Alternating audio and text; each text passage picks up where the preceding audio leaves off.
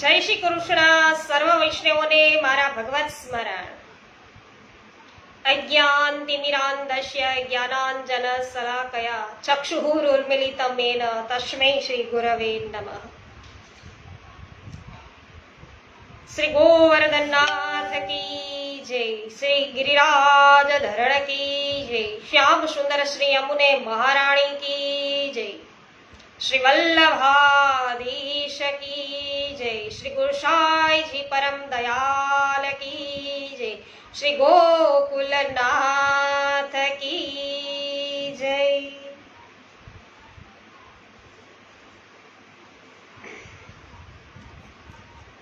વિનોદભાઈ ગજ્જર સર્વપ્રથમ ઉપસ્થિત થઈ ચુક્યા. જય શ્રી કૃષ્ણ વિનોદભાઈ. વિનોદભાઈ, આનંદ થાય છે કે તમે શ્રી મહાપ્રભુજીના બેઠકજીનો જે વિડીયો છે એ આપણા પુષ્ટિ સત્સંગ પેજ દ્વારા દરેકે દરેક વૈષ્ણવ સુધી પહોંચે એવો પ્રયાસ કર્યો અને લગભગ મારા ખ્યાલથી 40,000 લોકોએ છે, 40,000 વૈષ્ણવોએ શ્રી મહાપ્રભુજીના બેઠકજીના દર્શન કર્યા, સર્વેએ દંડવત પહોંચાડ્યા. તો તમે ખૂબ મોટી સેવા કરી છે વિનોદભાઈ. 40,000 વૈષ્ણવોએ એ વિડીયો નિહાળ્યો છે. આપનો ખૂબ ખૂબ આભાર. મનીષાબેન માકડિયા, જય શ્રી કૃષ્ણ, સ્વાગત છે. રમેશભાઈ ચાંગાણી, જય શ્રી કૃષ્ણ. કાંતાબેન કોઠડિયા, જય શ્રી કૃષ્ણ, સ્વાગત છે સર્વ વૈષ્ણવજનોનું આનંદના આવિષ્કારમાં. તો વૈષ્ણવો, આજે તો આનંદ આપણો વધી ગયેલો છે, કારણ કે આપણે જોયું કે કાલે છે એ શ્રી ગોકુલનાથજીનો વિજય થયો છે. બાદશાહ સામે છે લખાણ થઈ ચૂક્યું છે અને આપ શ્રી હવે વારાણસી વસવા માટે લખાણ કરી દીધું છે અને માલા તિલક છે ક્યારે પણ ઉતરે નહીં. અમારા પ્રાણ છે એ જાય પણ અમારે માલા તિલક છે અમારે ક્યારે નહીં જાય, માલા અમે નહીં ઉતારીએ એવી વાત છે એ થઈ છે. ધર્મની રક્ષા કરી પ્રભુએ, માલા તિલકની રક્ષા કરી અને વિજય થયો છે. તો આગળની વાર્તા હવે વૈષ્ણવો આપણે આગળ ચલાવીએ. શ્રી ગોકુલનાથજીના મુકામ પર જ્યારે આ ચર્ચા ચાલતી હતી ત્યારે બાદશાહને ત્યાં પણ આ જ ચર્ચા ચાલતી હતી. બાદશાહ જહાંગીર તો જનાના ખાનામાં ગયા પછી ભગવદ ઈચ્છાથી બાદશાહના મનમાં એકાએક ભાવ જાગ્યો કે મેં ગોકુલનાથજીને વારાણસી જેટલે દૂર જવાનું કહ્યું તે બરાબર નથી થયું. તો એમના મનમાં ગળમથલ ચાલી કે વારાણસી જવાનું કહ્યું કોણે? આ શંકાનું સમાધાન જ્યારે ન થયું ત્યારે તેઓ જનાના ખાનામાંથી એકદમ બહાર ઘસી ગયા અને બહાર બલભદ્ર અને ગોવિંદાસ ઊભા હતા. તેમને બાદશાહે એકદમ પૂછ્યું કે ગોસાઈજીએ શું કહ્યું અને મેં શું કહ્યું એ તમને બરાબર યાદ છે? ખુદાવિંદ, આપે એમને ગોકુળ છોડી દેવા અને જગન્નાથજી અથવા વારાણસી જઈને વસવા ફરમાવ્યું હતું એવું અમને સ્મરણ છે. ગોવિંદાસે આવો જવાબ આપ્યો. વારાણસીનું નામ કોણે લીધેલું? બલભદ્રે હાથ જોડીને વિનમ્ર ભાવે કહ્યું કે જહાંપનાહ, વારાણસીનું નામ તો આપે જ દીધું હતું. ગોકુલનાથજીએ તો આપે જે ફરમાયું તેનો માત્ર સ્વીકાર જ કર્યો હતો. અરે રે, આ મારી બહુ મોટી ભૂલ થઈ. મેં એમને વારાણસી જેટલે દૂર જવાનું કહ્યું. આમ વિચારી તેઓ પશ્ચાતાપ કરવા લાગ્યા. પછી ગોવિંદાસ તરફ ફરી બાદશાહે પૂછ્યું, ગોવિંદાસ, ગોસાઈ શ્રી ગોકુલનાથજી આના કારણે અમારા ઉપર ગુસ્સે તો નહીં થયા ને? એ તો અમને શી ખબર પડે જહાંપનાહ. આ ગોકુલનાથજી તો સાચે સાચ ધર્મ પુરુષ છે. કેતાની સાથે જ ગોકુળ છોડવા એ તૈયાર થઈ ગયા. એટલું જ નહીં, લખી આપવાનું કહ્યું તો પ્રસન્નતાપૂર્વક તરત જ લખીએ પણ આપ્યું. ધન્ય છે એની ધર્મ ભાવનાને. પણ આ વાત બાબાજી જાણશે ત્યારે તે માનશે ખરા? જહાંપનાહ, જે સાચું છે તે સદાકાળ સાચું જ રહે છે. આપની વાત બાબાજી કેમ ન માને? આપ તો દેશાધિપતિ છો. જૂઠા અને પ્રપંચી સંન્યાસીને બિનજરૂરી મહત્વ આપવાની કોઈ જરૂર નથી. મહાકાળ જેવા યમન બાદશાહ જહાંગીરના નામથી જ્યારે ભલભલા રાજાઓ પણ થરથર કાપતા હતા ત્યારે શ્રી ગોકુલનાથજીએ ખુદ બાદશાહની સન્મુખ જ ધરાર એમના વચનોનો વિરોધ કર્યો અને પોતાની વાતને વળગી રહ્યા. છતાં બાદશાહને મનમાં પશ્ચાતાપ થવા લાગ્યો કે ગોકુલનાથજીને ગોકુળ છોડી વારાણસી જવા ફરમાવ્યું. તેથી તેમને ખોટું તો નહીં લાગ્યું હોય ને. એમાં પ્રભુનો પ્રકટ પ્રતાપ અને પ્રભુની કૃપા નહીં તો બીજું શું હોઈ શકે? સર્વસમત પ્રભુ તો છે ને પ્રભુ માટે અશક્ય પણ શું છે? શ્રી ગોકુલનાથજીએ મુકામ પર એકત્ર વૈષ્ણવોને શાંત પાડી પોતપોતાના ઘરે જવા આજ્ઞા કરી. પછી સ્પર્શ દોષનું નિવારણ કરવા સ્નાન સંધ્યાથી પરવારી ભોજન લીધું અને રાત્રે ત્યાં જ વિશ્રામ કર્યો. બીજે દિવસે બાસા મૃગયા ખેલવા ગયા. શ્રી ગોકુલેશજી પણ વિદાયગીરી લેવા આસફ ખાન પાસે પધાર્યા. આસફ ખાન આપને પધારેલા જોઈ શરમનો માર્યો નીચું જોઈ ગયો. તેણે કહ્યું, મહારાજ ક્ષમા કરજો, અમારા હોવા છતાં આપને શ્રી ગોકુળનો ત્યાગ કરવાની સ્થિતિ આવી અને અમે કશું કરી શક્યા નહીં. આસફ ખાન, આ શું બોલો છો? એમાં તમારો સહેજે પણ દોષ નથી. અમારો ધર્મ સચવાયો છે એ શું ઓછું છે? ગોકુળ છોડવું પડે એનો અમને કોઈ રંજ નથી. અમારો તો વિજય જ થયો છે, પરંતુ એક વાતનો હજી અમને વસવસો છે. અમે તો વારાણસી જઈ રહીશું, પરંતુ સંન્યાસી અમારો કેળો નહીં મૂકે. એ પણ અમારી પાછળ પાછળ વારાણસી અને ત્યાં પછી ફરી પાછી ઉપાધિ એ ઊભી કરશે. એટલે આ ચિદ્રૂપની વાત કરી રહ્યા છે ગોકુલનાથજી કે અમે તો જાઉં, વાહે વાહે ઈ ઊભો આવશે તો હવે ન્યા પડી કે ઉપદ્રવવું છે ઉપજાવશે. એ વાતનો અમને વસવસો છે ગોકુલનાથજી કે રહી ગયો છે. તો પછી આપ સોરમજી જઈને રહો, કેમ કે બાદશાહે તો ગોકુળ સિવાય જ્યાં પણ તમારી ઈચ્છા હોય ત્યાં રહેવા માટે પ્રસન્નતા દર્શાવેલી છે. આસફ ખાને આવી વિનંતી કરી. પણ અમે વારાણસી જઈને રહેવાનો લેખ છે કરી આપ્યો છે અને એમાં ફેરફાર ન થાય ત્યાં સુધી સોરમજી રહેવાનું ઉચિત નથી. મહારાજ, બાદશાહ તો શિકારે ગયા છે, ખબર નહીં ક્યારે પાછા ફરશે. આપ આપના સેવકને અહીં મૂકતા જાઓ.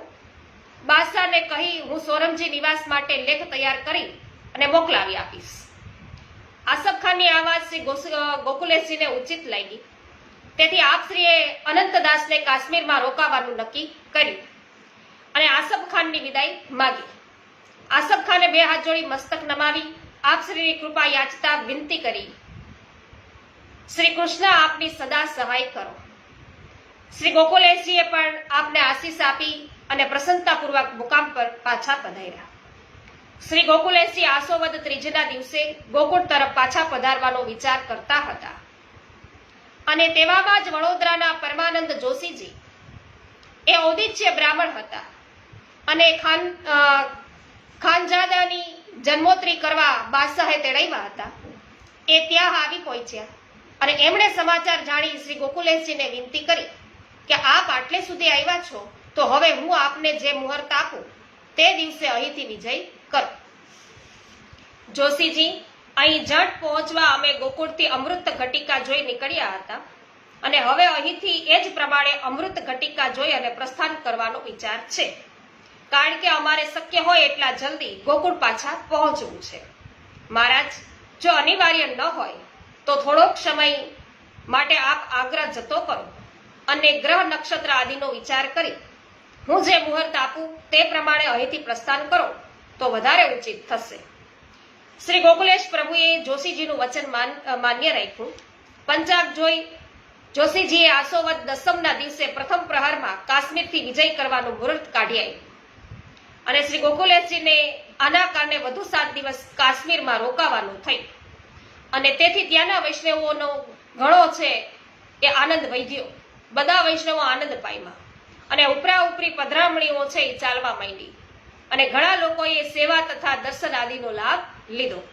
તો 7 દિવસ સુધી હજી પ્રભુ બિરાજ્યા છે કાશ્મીરમાં, એટલે બધાને છે પોતાના ઘરે પધરામણી કરવી હોય તો કરી શક્યા. નૂર મહલનો દિવાન દુર્વાદાસ કાયસ્થ પણ દરરોજ રાત્રે આપશ્રીના દર્શન કરવા મુકામે આવતો. એક દિવસ આપશ્રીની સેવામાં ઘણા બધા વૈષ્ણવોને જોઈને દુર્ગાવાસીથી પૂછાઈ ગયું કે મહારાજ, આ બધા સેવકો ક્યાંના છે? તો કે એ બધા ગુજરાતના છે અને અમારી સાથે જ આવેલા છે. આ સાંભળી દુર્ગાદાસ આશ્ચર્યચકિત થયા અને બોલ્યા કે મહારાજ, અહીં તો 5000 જેવા અમલદારો પણ 10 માણસથી વધુ સેવકોને પોતાની સાથે રાખી શકતો નથી. તો પછી આટલા બધા માણસોને સાથે લાવી આપે પ્રવાસ ભોજન વગેરે માટે ભારે ખર્ચો મોટો ખર્ચ છે એ કર્યો હશે. ના દુર્ગાદાસ, તેમને ખર્ચ અમારે કરવો પડતો નથી, એમનો ખર્ચ અમે નથી કરતા વૈષ્ણવનો. તેઓ સૌ સ્વેચ્છાએ પોતપોતાના ખર્ચે અમારી સાથે આવ્યા છે. એ સેવકો અમારી પાસેથી એક પણ પાઈ છે એ લેતા નથી. એટલું જ નહીં, બીજા કોઈનું પણ કશું લેતા નથી. આવા સ્વ આશ્રયી, સ્વમાની, અપરિગ્રહી અને સેવાભાવી છે અમારા ગુજરાતી વૈષ્ણવો. જય હો પ્રભુ. તો ગુજરાતના વૈષ્ણવોની આવી સેવા નિષ્ઠા અને સ્વામી ભક્તિ જોઈ દુર્ગાદાસ ગદગદ થઈ ગયા. પરંતુ હાલ આવા શુદ્ધ અંતઃકરણ અને આવો નિસ્વાર્થ સ્નેહ ક્યાં જોવા મળે છે? નિજ સ્વામીના ચરણારવિંદની સૌરભ અને મકરંદના લોભી ભ્રમરો પણ હાલ ક્યાં છે? જેમના માટે સ્વયં શ્રી ગોકુલેશ પ્રભુએ આરસી જેવા શુદ્ધ અંતઃકરણ વાળા ગુજરાતી વૈષ્ણવો કહીને એનું બહુમાન કર્યું, એ જ ગુજરાતી વૈષ્ણવો આજે એવા શુદ્ધ અંતઃકરણ વાળા રહ્યા છે? એ તો આપણે પોતે જ આત્મદર્શન કરી અને તપાસવું પડશે વૈષ્ણવ. તો ગુજરાતી વૈષ્ણવોના શ્રી ગોકુલેશ પ્રભુએ સ્વમુખે કરેલા આટલા બધા વખાણ, આવા વખાણ સાંભળી અને પુરુષોત્તમ દાસ મહેરાને જરા ઓછું આવ્યું હો. તેથી એમણે વિનંતી કરી કે પ્રભુ, આરસી નિર્મળ જરૂર હોય છે, પરંતુ તેમાંય ક્યાંક લાંછન લાગેલું હોય છે.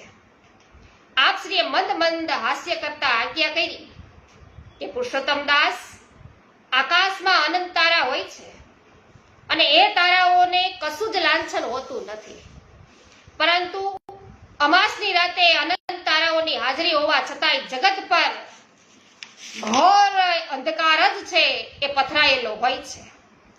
જ્યારે ગગનમાં ચંદ્રમા તો એક જ છે અને એમાં લાંછન પણ છે, પરંતુ જ્યારે ચંદ્રમા છે એ પ્રકાશે છે ત્યારે અવની પરનો સમસ્ત અંધકાર ઓગળી જાય છે. એમ અમારા ગુજરાતી વૈષ્ણવો ચંદ્ર જેવા છે, જેના કારણે આજે પુષ્ટિ સૃષ્ટિ નિર્મળ ચાંદનીમાં સ્નાન કરી રહી છે. જય હો પ્રભુ. તો આ સાંભળી પુરુષોત્તમ દાસ ચૂપ થઈ ગયા. આમ શ્રી ગોકુલેશ પ્રભુ ભક્તોના ગુણગ્રાહી છે. વૈષ્ણવો, આપ શ્રી જો ભક્તોના ગુણ ગાતા હોય તો વૈષ્ણવો આપણે તો સતત એમના ગુણોનું ગાન કરવું જોઈએ. તો ગોકુલનાથજી, ગોકુલેશ પ્રભુ છે, એમના ગુણ વૈષ્ણવો આપણે ગાયા કરીએ ને તોય વૈષ્ણવો સમય ખૂટે. જીવા છે એક છે એ પણ છે ઓછી પડે એવા શ્રી ગોકુલેશ પ્રભુ. જો પોતાના સેવકોમાં એકાદ પણ પૂર્ણ ગુણ હોય ને તો બાકીના સર્વ દોષોને આપ માફ કરે છે. કારણ કે જીવ માત્ર દોષોને પાત્ર છે. જીવ છે નથી દોષો તો થવાના, પણ એકાદ ગુણ હોય ને તો પણ પ્રભુ છે એને માફ કરી દે બીજા દોષો અને એના ગુણને જ જોવે છે. તો કોઈ જીવ સંપૂર્ણ દોષ મુક્ત હોય જ નહીં, માટે તેના ગુણને ધ્યાનમાં રાખે છે. અને જો આપણે વૈષ્ણવો પણ પ્રભુના આ ન્યાયને અનુસરી સાચા ગુણગ્રાહી બનીએ તો પરનિંદા જેવા અનેક દોષોમાંથી બચી શકીએ. તો વૈષ્ણવો છીએ આપણે, બધા વૈષ્ણવો જીવો જ છીએ ને. તો જીવ છે કઈ દોષોથી મુક્ત ન જ હોઈ શકે. એકાદ તો ગુણ હોય ને એટલે આપણે એમ કહેવાનું કે જય હો આની અંદર આ ગુણ છે. આપણે ગુણગ્રાહી થવાનું, એના દોષો નહીં જોવાના. દોષો સામે ક્યારેય પણ જોવાનું નહીં, એના ગુણ સામે જોવાનું છે. દોષો સામે નહીં જોઈએ તો આપણે પણ દોષો છે એ જોવામાંથી બચી શકીએ. અને કાશ્મીરમાં આપશ્રીના રોકાણ દરમિયાન વૈષ્ણવો ઉપરાંત મુસલમાન અમલદારો અને ઉમરાવો પણ આપશ્રીના દર્શને અવારનવાર આવતા અને શ્રી ગોકુલેશ પ્રભુ તે સૌને મુદિત મને આશીર્વાદ આપતા. એક કાશ્મીરી પંડિત તરફથી વિષ્ણુ ધર્મોત્તર અને વ્યાકરણ સાર છે એ નામના 2 પુસ્તકો પણ આપશ્રીને ભેટ મળ્યા હતા. આમ કાશ્મીરના અધિક મુકામ દરમિયાન આપશ્રીએ સર્વ ભક્તોના મનોરથ પૂર્ણ કર્યા અને પછી નિયત મુહૂર્ત પ્રમાણે 10મીને દિવસે પ્રથમ રાત્રિએ 10 ઘડી પછી ઉત્સાહપૂર્વક શ્રી ગોકુળ તરફ વિજય કર્યો. આમ ધારેલી ધારણા પાર પાડતા માળા અને તિલકનો વિજય કરી આનંદપૂર્વક શ્રી ગોકુલેશજીએ કાશ્મીર છોડ્યું અને આપ શ્રી 28 મજલમાં 60 મુકામ કરી શ્રી ગોકુલ પાછા પધાર્યા. બોલો શ્રી ગોકુલનાથ કી જય. અનિલાબેન સોલંકી, પ્રભુદાસભાઈ સોલંકી સ્વાગત છે. બગસરાથી વિઠ્ઠલભાઈ ગોંડલિયા સ્વાગત છે. વિનોદભાઈ જય હો. નીતાબેન પટેલ સ્વાગત છે, જય હો. નૂતનબેન જાવિયા જય હો, સ્વાગત છે. રમેશભાઈ ચાંગાણી જય હો, સ્વાગત છે. જયસુખભાઈ સચદેવ, મિતાબેન સચદેવ સ્વાગત છે. સવિતાબેન ગોદાણી, ભાનુબેન સોની સ્વાગત છે. મનીષાબેન અઘેરા, ગોપાલભાઈ ઘુમલિયા સ્વાગત છે. હા, આપ બધાનો સહયોગથી આ સંભવ થયો છે. વધુમાં વધુ વૈષ્ણવોને બેઠકજીના દર્શન થાય તે માટે મારો આ નાનો પ્રયાસ હતો. ખૂબ જ સુંદર પ્રયાસ હતો. ખૂબ જ સુંદર પ્રયાસ હતો.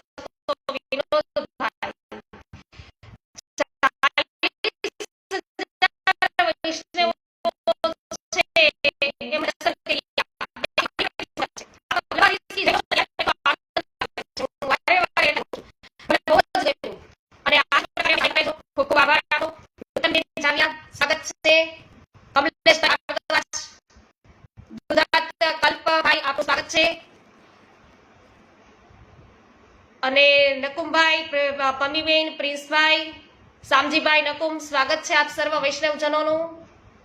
ઉન્નતિબેન ભીમાણી જય હો, સ્વાગત છે. એમવી કોઠિયા સ્વાગત છે. ગિરધરભાઈ માંડલિયા સ્વાગત છે. વિનોદભાઈ વાછાણી સ્વાગત છે. કેવી પટેલ, જેઆર વડાલિયા સ્વાગત છે. ઉન્નતિબેન ભીમાણી, મધુબેન, વિઠ્ઠલભાઈ ઉંધાર સ્વાગત છે. લલિતાબેન અકબરી, લાલજીભાઈ પટેલ, કાંતાબેન કોઠડિયા સર્વ વૈષ્ણવજનોનું સ્વાગત છે. વસરામભાઈ લોડલિયા સ્વાગત છે. લલિતાબેન અકબરી સ્વાગત છે. માધુરીબેન મિસ્ત્રી સ્વાગત છે, જય હો.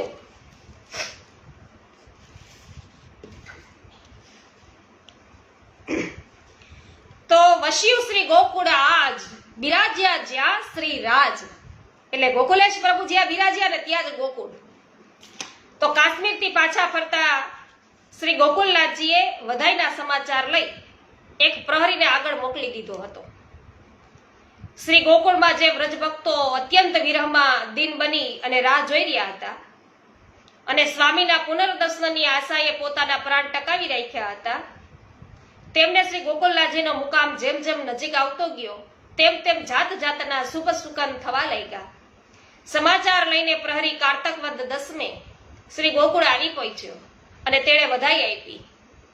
પ્રહરીને યોગ્ય ભેટ, વસ્ત્ર આદિ આપી અને પ્રસન્ન કર્યો અને ત્યાં સમાચાર જાણવા આવેલા વૈષ્ણવોએ પણ યથાશક્તિ અને વધાઈ આપી. તો શ્રી ગોકુલનાથજી નંદીશ્વરથી વિજય કરી એકાદશીની પાછલી 6 ઘડી રાત્રિ રહેતા શ્રીદ્વાર લીલા સ્થળે પધાર્યા. શ્રી ગોકુલનાથજીને માર્ગમાં સમાચાર મળી ગયા હતા કે શ્રી વિઠ્ઠલરાયજીને ત્યાં શ્રી યમુના બેટીજીનું પ્રાગટ્ય થયું છે, જય હો. અને આથી આપ શ્રી પાછા પધાર્યા ત્યારે પિંડરું હોવાથી સ્નાન કરવાથી પ્રયોજન નહીં સરે, ખાલી સ્નાન કરવાથી નહીં ચાલે એવું જાણી અને સીધા જ શ્રી ગિરિરાજ ઉપર પધાર્યા. ત્યાં લક્ષ્મીદાસે લાડણ મુખિયાને કહ્યું કે શંખનાદ કરો. તો લાડણે કહ્યું કે હજુ તો ઘણી વાર છે. ત્યાં લક્ષ્મીદાસે કહ્યું, લાડણ તું તો ગમાર જ રહ્યો. મને એમ હતું કે પુષ્ટિના મર્મને તું જાણતો હોઈશ, પણ હજી તું તો કોરો ને કોરો જ રહ્યો. શ્રી વલ્લભજી શ્રી ગોકુલેશ પ્રભુ જ્યારે સેજે અહીં પધારે ત્યારે પણ શ્રીનાથજી સામા પધારે. તો પછી આજે જ્યારે દિગ્વિજય કરીને આવ્યા છે, દિગ્વિજય જેવું મહાપરાક્રમ કરી કાશ્મીરથી પાછા પધાર્યા છે, ત્યારે શું શ્રીનાથજી પોઢી રહ્યા હશે? અરે મૂર્ખ, એ તો ક્યારના વધાઈ લઈ અને સામા પધાર્યા હશે. શ્રીજી બાવા જય હો. તો આ તો તને સંપ્રદાયની પરંપરા મુજબ શંખનાદ કરવાનું કહ્યું છું. શ્રીનાથજી કાંઈ તારા શંખ ધ્વનિની રાહ જોઈ રહ્યા નથી. તો લાડણે શંખનાદ કર્યો. શ્રી ગોકુલનાથજીએ માર્ગની મર્યાદા પ્રમાણે શ્રી પ્રભુને દંડવત કરી ઝાંખી કરી અને મનમાં તો શ્રી ગોકુળ જવાની જ એને આરત હતી. અને છતાં ધર્મ રક્ષક શ્રી ગોકુળ પ્રભુ મર્યાદા સાચવવા જ અને પોતાના દાદાભાઈને મળવા માટે જ અહીં પધાર્યા હતા અહીંથી તરત જ આપશ્રીએ ગોકુળ તરફ પ્રસ્થાન કર્યું. આ બાજુ હરિભાઈ, રઘુનાથદાસ, લીંબજીભાઈ આદિ વૈષ્ણવો શ્રી ગોપાલ, શ્રી વિઠ્ઠલરાયજી વગેરે કુટુંબીજનો શ્રી ગોકુલેશ પ્રભુને પધરાવવા સામાઈ ગયા અને શ્રી યમુનાજીની સામે પાર ખીરકમાં આવી અને પ્રતીક્ષા કરવા લાગ્યા. આપ શ્રી ત્યાં પધાર્યા ત્યારે શ્રી ગોપાલ તથા શ્રી વિઠ્ઠલેશરાયજીને ઉલ્લાસપૂર્વક છાતી સરસા ચાંપ્યા અને તે વખતે ત્યાં એકત્રિત ભક્તજનોના અંગે અંગોની અંદર આનંદનો ઓઘ છે ઉમટી રહ્યો હતો. અને પછી વિસ્તારક નાવમાં બિરાજી શ્રી યમુનાજી પાર કરી પરિવાર અને ભક્તજનોના મોટા સમુદાય સાથે યશોદા ઘાટ થઈ જગમોહનમાં પધાર્યા. શ્રી ગોકુલેશ પ્રભુ જ્યારે મંદિર આવી પહોંચ્યા ત્યારે રાજભોગનો સમય હતો. આપ શ્રી પ્રભુના દર્શન કરી ભીતર પધાર્યા. ત્યાં વહુજીને મળી તેમને આશીષ છે એ દીધા અને પછી બેટીઓજીના શ્રી મસ્તકે શ્રી હસ્ત ફેરવી શ્રી ગોકુલનાથજી બેઠકમાં પધાર્યા અને ત્યાં સૌ વૈષ્ણવો કાશ્મીરના સમાચાર જાણવા માટે ઉત્સુકતા પૂર્વક છે ભેગા થયા હતા અને આપ શ્રીએ સૌને સઘળા સમાચાર કહ્યા. ધર્મને ખાતર શ્રી ગોકુળ છોડવાની વાત જાણી વૈષ્ણવો કહેવા લાગ્યા, કૃપાનાથ, ધર્મ બચ્યો એટલે સઘળું બચ્યું, પછી ગામનીતિ શું વિસાર. આપ જ્યાં બિરાજશો ત્યાં જ શ્રી ગોકુળ પ્રગટ થશે. જય હો. રાજકુમારી આપનું સ્વાગત છે. જાગૃતિબેન નારિયા સ્વાગત છે. ગોપાલભાઈ ઘુમલિયા જય હો. જયાબેન ઘોડાસરા, શાંતિભાઈ ઘોડાસરા સ્વાગત છે. હેમાબેન ગુજરાતી જય હો. પ્રભુદાસભાઈ સોલંકી જય હો. ગીતાબેન બુવા, કરશનભાઈ બુવા સ્વાગત છે.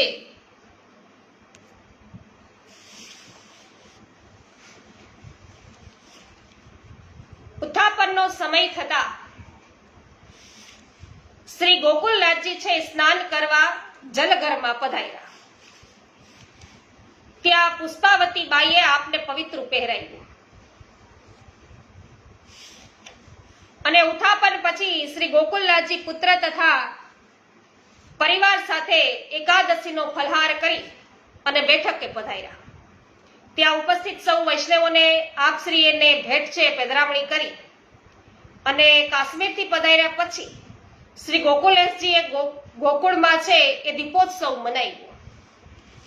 તે દિવસે શયન આરતી પછી સેવક વૃંદ સાથે શ્રી યમુનાજી પર ખીરકમાં પધાર્યા.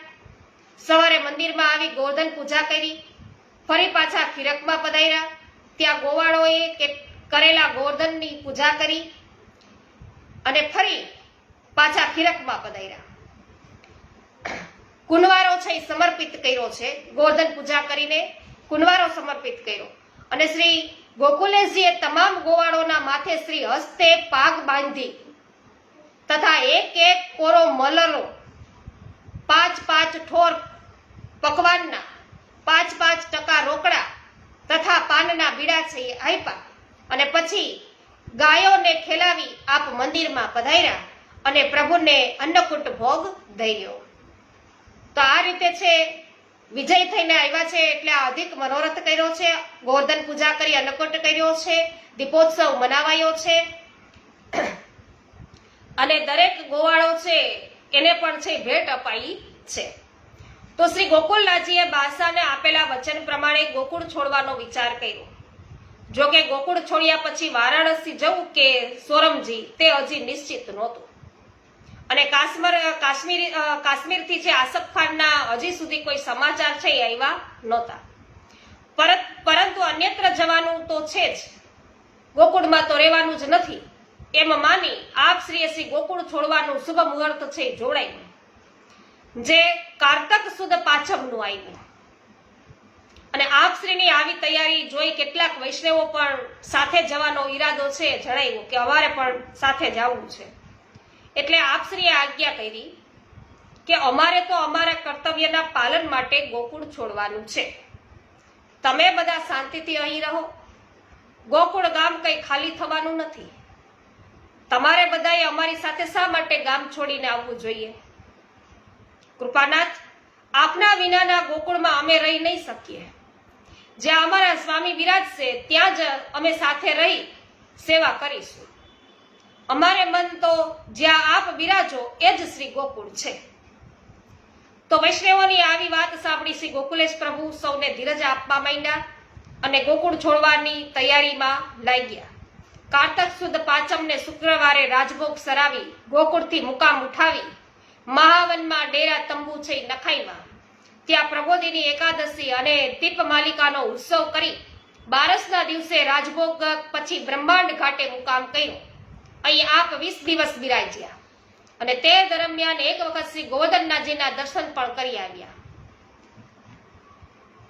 આ વાત જ્યારે ચિત્રરૂપે જાણી ત્યારે તેણે મનમાં એવું વિચાર્યું કે ચાલો બાસાએ આપેલું વચન તો પાળ્યું, પરંતુ એને પણ મનમાં ઘણો ખેદ હતો કે પોતાના કારણે શ્રી ગોકુલનાથજીને ગોકુળ છોડવું પડ્યું. આથી મથુરાના કેટલાક ચોબાઓ અને ચૌધરીઓને બોલાવી સંન્યાસીએ શ્રી ગોકુલનાથજી પાસે મોકલ્યા અને કહેવડાવ્યું કે હું બાસાને લખી મોકલું છું, તમારે બીજે ક્યાંય જવાની જરૂર નથી અને સુખપૂર્વક અહીં જ બિરાજો. પરંતુ ચૌધરી અને ચોબાજી જ્યારે આપશ્રીના તંબુમાં આવ્યા ત્યારે ત્યાંનું વાતાવરણ જોઈ અને આશ્ચર્યચકિત થઈ ગયા. શું જોયું હશે આ બધાએ? તો કે આપશ્રીના તંબુમાં સૌ આનંદભેર હતા, આનંદ વિભોર કરતા હતા. કોઈ ગ્રંથ ચર્ચા કરતા હતા, કોઈ ગ્રંથ ઉપર ટીકા વાંચતા હતા, તો કોઈ છે એ ગાતા હતા, તો કોઈ ખેલતા હતા.